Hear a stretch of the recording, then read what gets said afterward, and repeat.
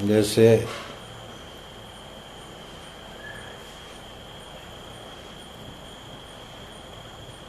विचार चंद्रोदय से लेकर विचार सागर, पंचदशी आदि आदि ग्रंथ प्रक्रिया ग्रंथ कहे जाते हैं।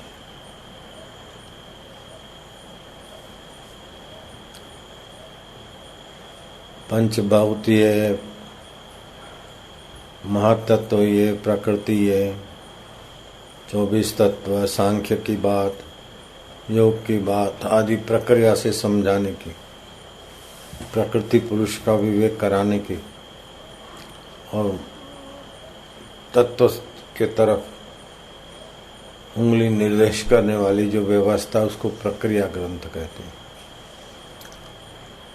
अमुक राजा था, उसने राज सुख भोगा, अंत में इंद्रियां शिथिल हुई, आयुष्य क्षीण होने लगा। राजा को पुण्य कर्म के प्रभाव से विवेक उदय हुआ कि मैं ये तुच्छ जीवों की नहीं, वही के वही कर्म करके आयुष्य नष्ट कर रहा हूं। सुवर्ण के बर्तनों में भोजन कर लिया, सोने के सिंहासन पर बैठ लिया, लेकिन जो भोजन किया यहाँ सिंहासन पर बैठे, ऐसा ये देह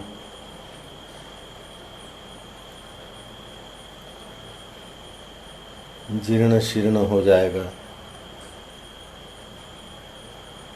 तो ऐसा क्या उपाय कर रहे हैं? तो उसने मनु महाराज जी का सुमरण किया, राजा इक्ष्वाकु ने।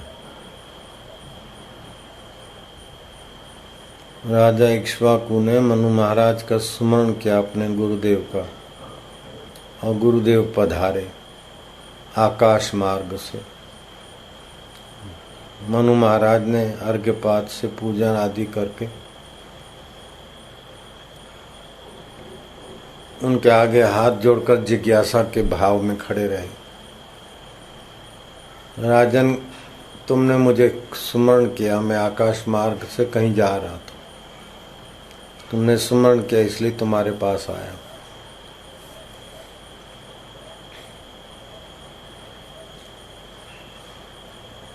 क्या पूछना चाहते कि प्रभु विचार करके देखें तो ये जगत बीत रहा है, अच्छा बुरा भला आकांक्षाएं पूर्ण हुई, जो चाहते हैं वो सब होता नहीं, जो होता है वो सब भाता नहीं, जो भाता है वो टिकता नहीं है, सब बदल रहा है।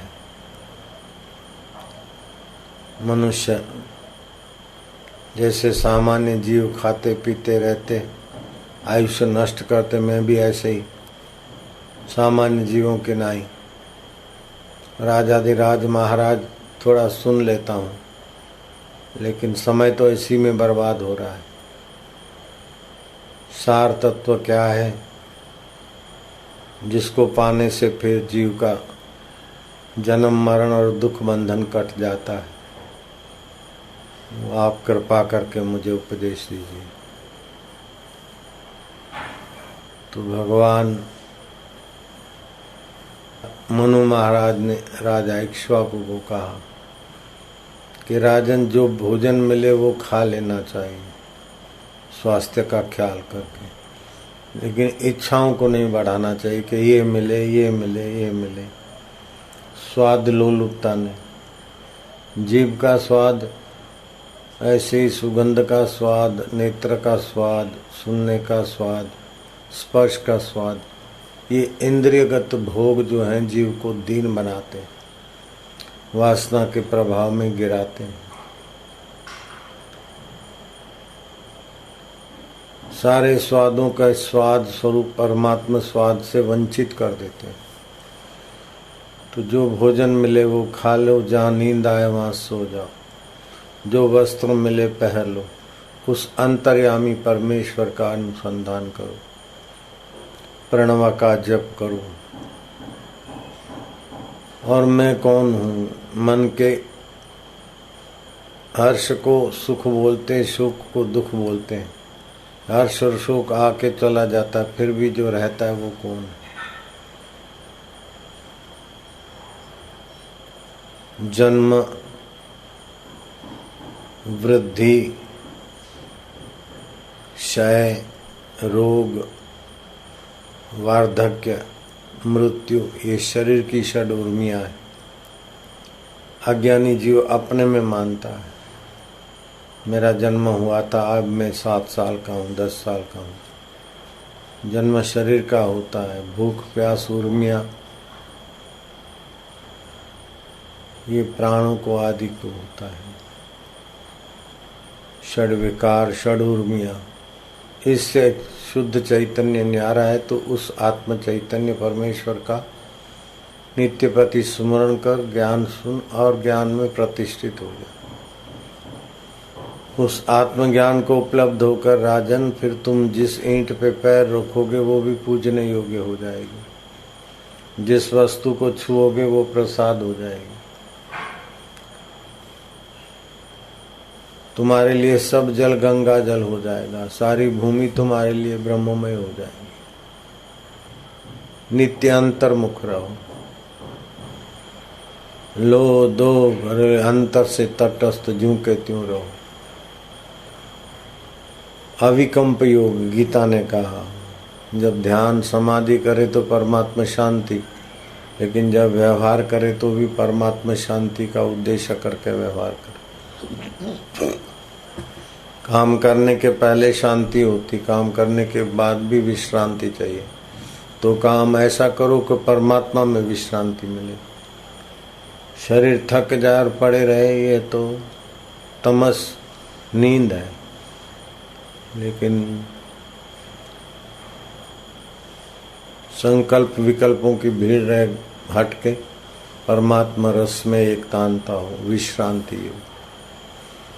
बहुत कहने से क्या लाभ, समय बीता जा रहा है। तुच्छ जगत में आसक्ति और सत्यता करके दुर्मति लोग फंसते हैं।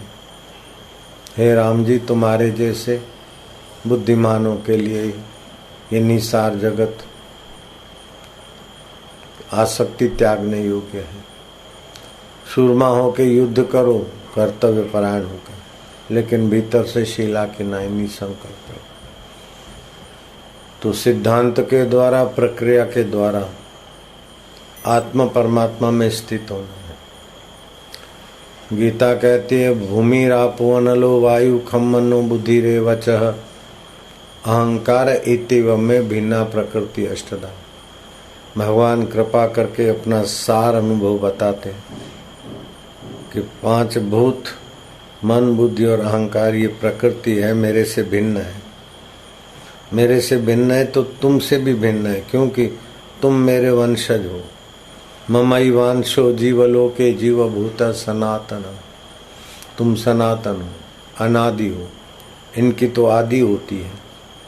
शरीर की आदि है, दुख की आदि है, सुख की आदि है, इनका आदि अंत है। लेकिन आदि अंत को जानने वाले तुम अनंत हो। वो तुम्हारा आत्मा और तुम एक ही हो। जिसको बोलते आत्मा परमात्मा, नहीं जानते तो आत्मा परमात्मा, जाना तो अपना आपा है। तो ममैवांशो जीवलोके जीवभूत सनातन मन शस्त्राणि इंद्रियाणि प्रकृति स्थानिक वर्षति।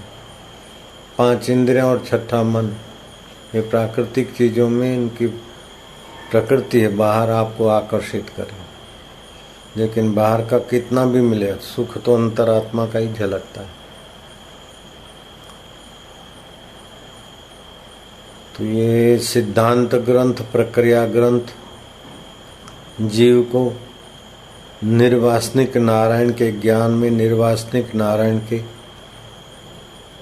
सत्ता में, सामर्थ्य में स्थित करना चाहते हैं।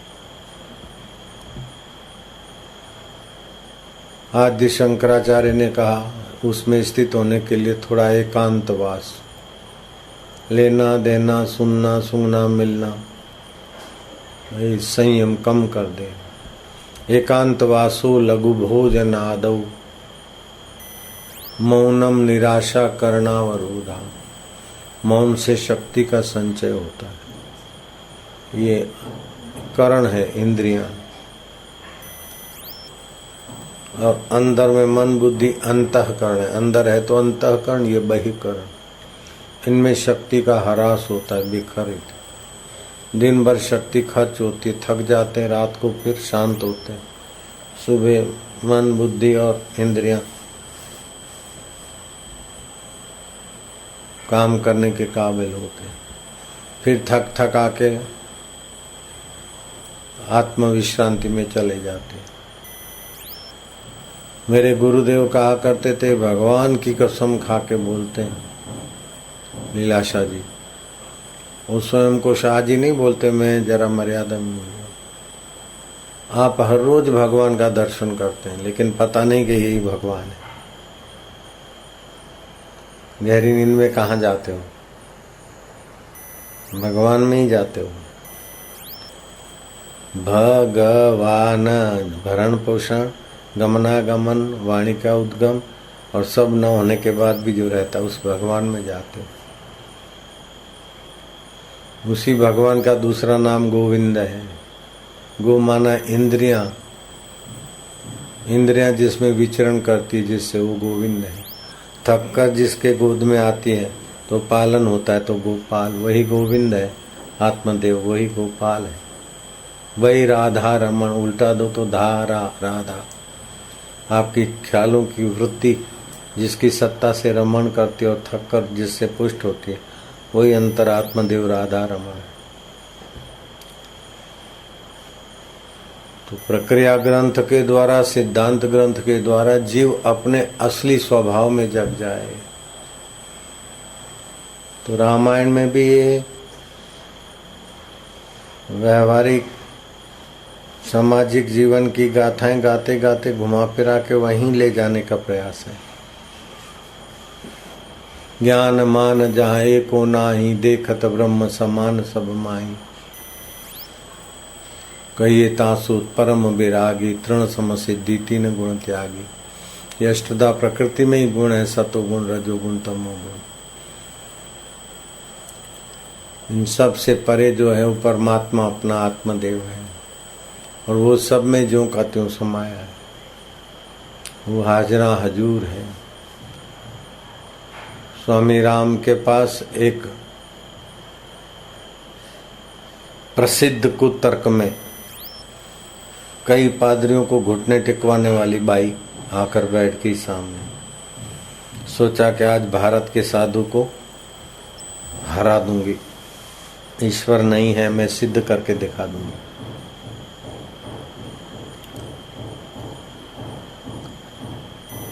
तुमने तो देखा नहीं है, तुम है ये ग्रंथ जिसने लिखे हैं, कहाँ लिखे हैं, उसके आधार पे तुम बोलते हो। तो कोई भी प्रवचन करता के प्रवचन से बातें उठा के तर्क कुतर्क से उनको चुप करा देती थी। तो स्वामी राम तीर्थ के सामने बैठ गई, खूब तान से सुनती।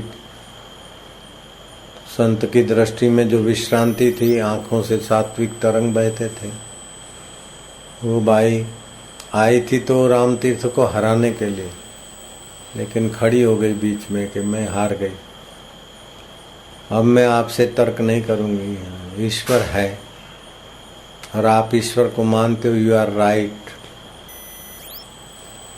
राम तीर्थ ने कहा मैं ईश्वर को मानता ही नहीं हूँ। राइट और wrong, what of meaning the right and wrong. ईश्वर को मैं मानता हूँ, तुम नहीं मानती थी, अभी तुम मानने लगी, लेकिन मैं तो ईश्वर को मानता ही नहीं हूँ। तो भाई को आश्चर्य हुआ कि आप ईश्वर को नहीं मानते। राम तीर्थ ने जरा भी नहीं मानता हूँ। मानना दूर वाले को होता है, पर को मानना होता है, स्व को क्या मानना है। जो सर्वव्यापक है वही मेरा अंतरात्मदेव भी है, तो मैं उसको मानूं क्या? वो तो मैं ही हूँ। जैसे मोहन भाई अपने को, मोहन भाई से पूछो तुम मोहन भाई को मानते हो, तो बोले नहीं, मोहन भाई को नहीं मानता हूँ, मैं स्वयं ही मोहन हूँ। गोविंद भाई से पूछो तो गोविंद तुम मानते हो गोविंद भाई को, बोले नहीं नहीं, गोविंद भाई हूँ, मानू क्या? ऐसे ही मैं आत्मा हूँ, आत्मा ही ब्रह्म है। एक अंतःकरण में है तो आत्मा है, और सर्वव्यापक घड़े में है तो घड़े का आकाश है, तत्व रूप से महाकाश है। ऐसे ही वो आत्मा ही ब्रह्म है। ओम ओम ओम। बाई दंग रह गई कि ये भारतीय फिलोसॉफी कितनी ऊंची है। ऐसा नहीं कि किसी ने बनाकर हमको भेजा और संसार का पिट्ठू भार ढोने के लिए। ये आखिरी वेदांत में ये कर्म विभाग उपासना विभाग में ईश्वर दूर है, ऐसा है, ये है, मांगो प्रार्थना करो मिलेगा, मिलता भी है, लेकिन वो सब प्रक्रिया ग्रंथ तत्व ज्ञान के अलग हैं। कर्म कांड का मार्ग अलग है, उपासना का मार्ग अलग है।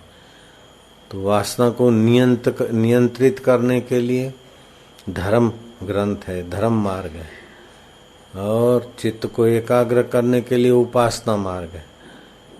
तत्व ज्ञान तो वास्तविक सत्य क्या है साक्षात्कार कराने के लिए। तो राम जी की सेवा करते करते हनुमान जी तत्व ज्ञान को पाने में सक्षम हो गए और वशिष्ठ जी के चरणों में सत्संग सुनते सुनते राम जी ब्रह्म निष्ठा में आ गए। ऐसे सलूका मलूका गुरु भक्ति से तत्व ज्ञान में समर्थ हो गए। तो तत्व ज्ञान जिनको मिल गया, तत्व तो परमात्मा है, उनको पता चल जाता है कि ब्रह्मा विष्णु महेश या देवी देवता मूल तत्व उनमें चैतन्य परमात्मा है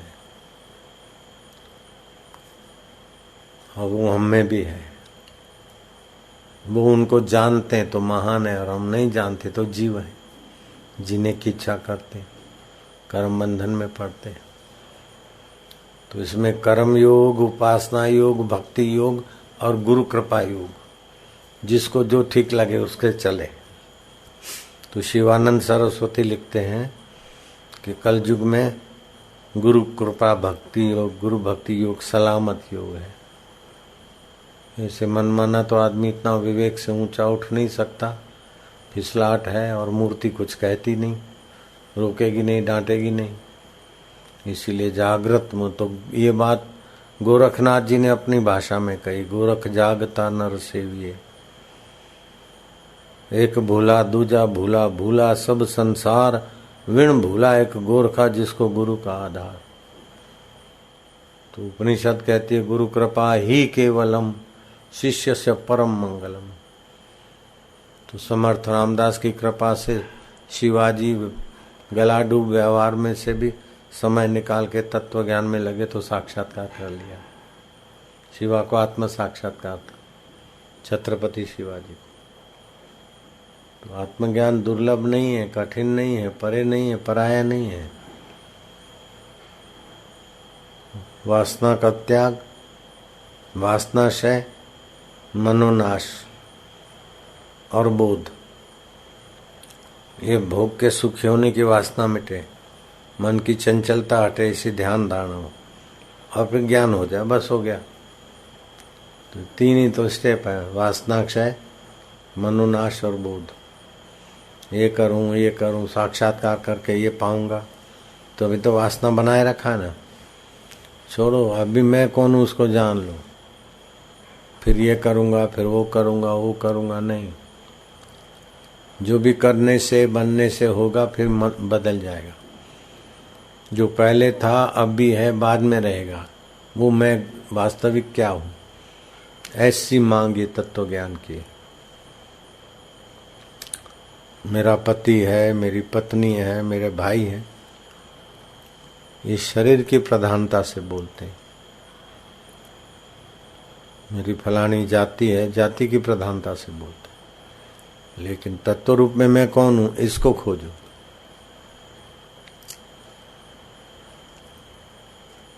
शरीर के साथ जाति जुड़ी है, मन के साथ जगत की कल्पना जुड़ी है, लेकिन गहरी नींद में कुछ नहीं रहता, फिर भी कौन रहता है? जिसे बाल बढ़ते, खून संचालित होता है, वो कौन तत्व है? जो माँ की जेर के साथ हमारी नाभि जोड़ देता है, जो माँ के शरीर में हमारे लिए दूध बना देता है, वो ज्ञान स्वरूप चैतन्य है। तो रामायण में शिव जी से कहलवाया तुलसीदास ने, उमा राम स्वभाव जे जाना, ताही भजन तजी भावना आना। उस रोम रोम में बसने वाले पर ब्रह्म परमात्मा के स्वभाव को जिसने जान लिया उसका भजन छोड़कर कोई फिर किसी भाव में किसी अवस्था में रमता नहीं। तो एक बार भगवत स्वभाव जान लो। ये सभी विद्याओं में राजा विद्या है और गोपनीय है। कई बदमाशी के काम भी तो गोपनीय होते हैं, डकैती के काम भी। ये ऐसी गोपनीय नहीं, धर्ममय है, पवित्र है, उत्तम है। श्री कृष्ण कहते हैं राज विद्या राजगुह्यम पवित्रम इदम उत्तम। उत्तम है, पवित्र है, लेकिन कब उसका फल? बोले प्रत्यक्ष फल और धर्ममय फल है। तपस्या करो तो भविष्य में स्वर्ग का सुख मिलेगा, फिर छूटेगा। उपासना करो दिव्यलोक मिलेगा, फिर पतन।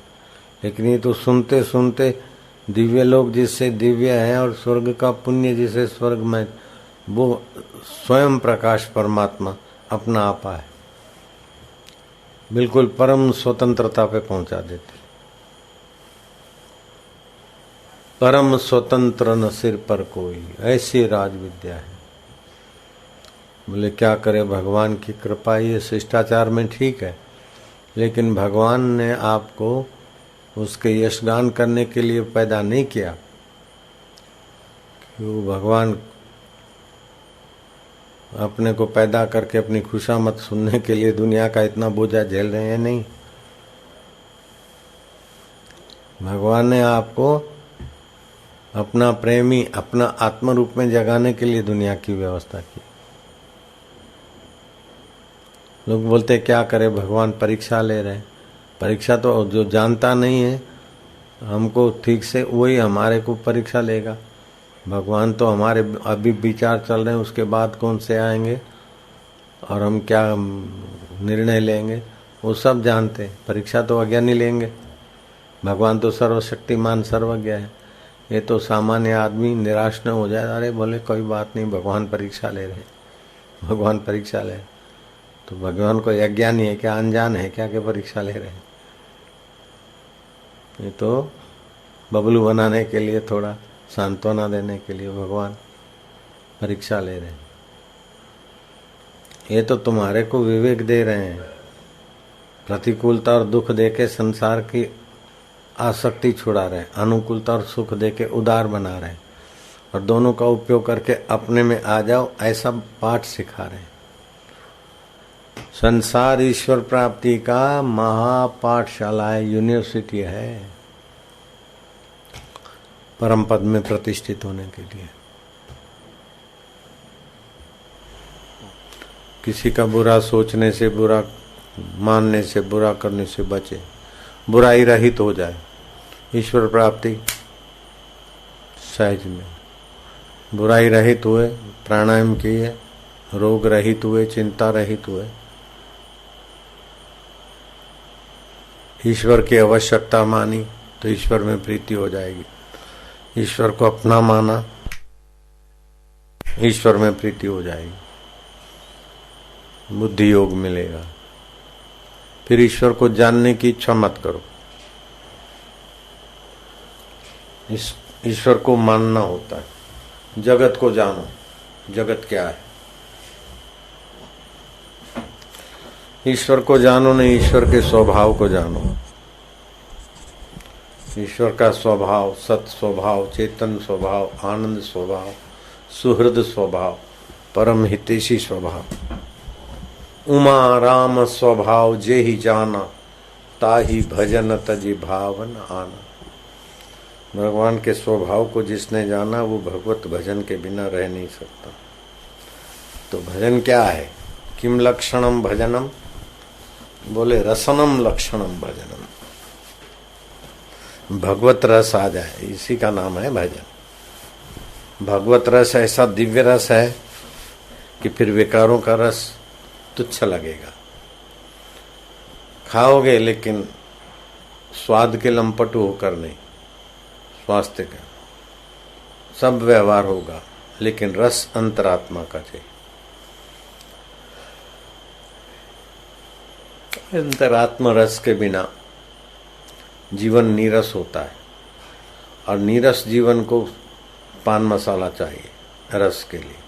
नीरस जीवन को सुरा और सुंदरी चाहिए, नीरस जीवन को वाहवाही चाहिए। नीरस जीवन ही गुलाम बनता है विकारों का। भगवत रस आ गया तो विकारों का गुलामी चली जाएगी। सतृप्तो भवति, वह तृप्त रहेगा। स अमृतो भवति, संसारी रस तो नश्वरता के तरफ ले जाते, मारते, लेकिन ये परमात्मा रस अपनी शाश्वतता की तरफ, अमरता की तरफ ले जाता है। रसो वै स वैश्वानरो, भगवान रस स्वरूप है। भगवान रस स्वरूप है। नौ रस और षड रस, मीठा, खट्टा, खारा, तीखा, तूरा, कड़वा, ये षड रस जीभ के द्वारा। वीर रस, हास्य रस, श्रृंगार रस, करुणा रस, बिभित्स रस, वात्सल्य रस, ये इस प्रकार के 9 रस भावना के होते हैं। षड रस 9 रस। मोहि राम रस लागे नीके, षड रस 9 रस लागे फीके। ये 6 रस और 9 रस फीके हो जाएंगे।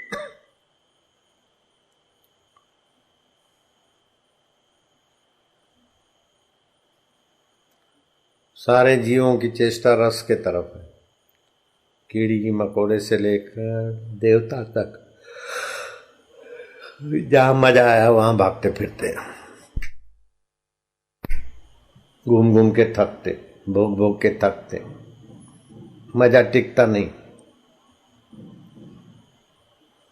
ये विकारी रस है, पैदा होके मर जाते।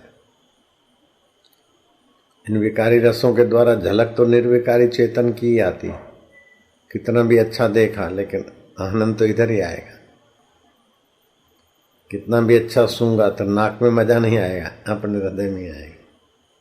कितना भी बढ़िया सुना तो कान को मजा नहीं आएगा, हृदय में ही आएगा। ईश्वरो सर्वभूतानां हृदय से अर्जुन तिष्ठति। ईश्वर सबके हृदय में है। तो बोले बाबा भगवान तो सर्वव्यापक है, ये तो हृदय में है। तो लड्डू में, गिलास के गिलास में लड्डू, बोले गिलास में लड्डू तो गिलास बड़ा होगा, लड्डू छोटा होगा, तभी तो।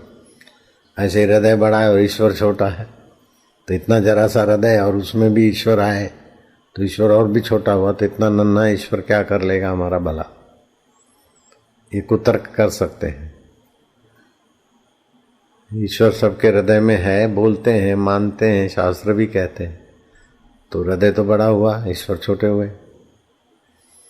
और ईश्वर कैसा, बोले अंगुष्ठ मात्र पुरुष है, अपने अंगुष्ठ मात्र हृदय के खुली जगह में चिदाकाश। तो फिर सर्वव्यापक नहीं हुआ, हृदय में है। हृदय में है इसलिए मानते हैं कि जैसे सारे शरीर में हम हैं, लेकिन रसगुल्ले का स्वाद जीभ में ही आएगा।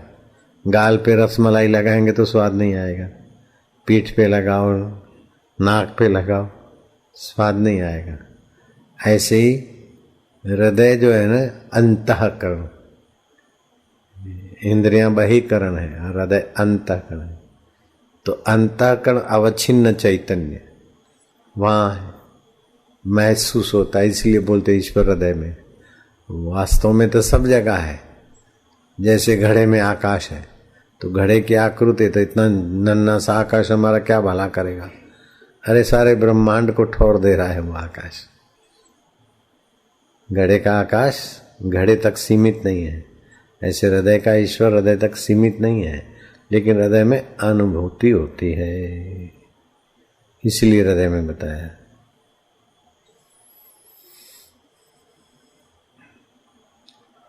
ओ ईश्वर तो सबका नियामक है,